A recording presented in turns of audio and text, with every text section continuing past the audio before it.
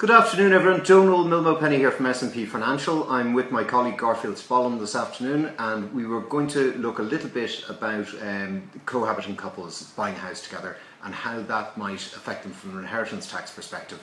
So normally when we're looking at inheritance tax we're dealing with older people, but planning from an inheritance perspective is important for younger people too, especially when it comes to purchasing a considerable asset like a property.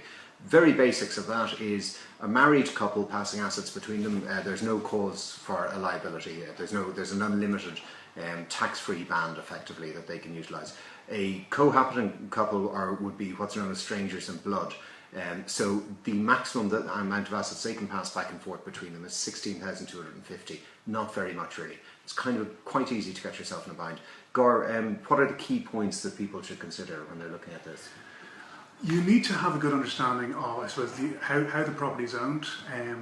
As a couple, you will have taken out a mortgage protection policy. You need to understand who's paying into that policy. It's a relatively complicated area in terms of there are different types of cohabiting couple. There's qualified versus unqualified. It's not something we're going to go into here, but it's something we can chat to you about. To give you an example of how this may work for you, if you're a couple, you have a property worth €300,000, you have a mortgage on it, so you've taken out a mortgage protection policy. Each of you pays into that policy. One of the couple dies, the mortgage is paid off in full from the protection policy. You inherit the other person's half of the house, so you inherit effectively $150,000. Now, as Donal said, this person, despite being your loving partner, is a stranger in law.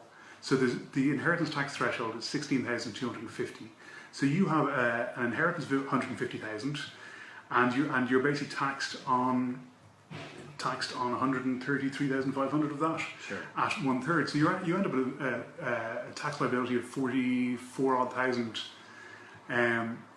presumably one that you weren't expecting. So de facto you're making the receipt a taxable receipt. Absolutely. Yeah. All it is, it's your own house. You should be entitled to that tax free, but unfortunately legally you aren't. Okay, so how would we start to deal with something like that? There are a number of ways you can deal with this. I suppose a more old-fashioned way would just be increase the value of a life policy to cover the tax liability. The strategy that we would take, which is a less expensive and I suppose more effective strategy, is called life of another, where you take out a policy on your partner's life, and conversely they take out a policy on your life. You each separately pay for those policies.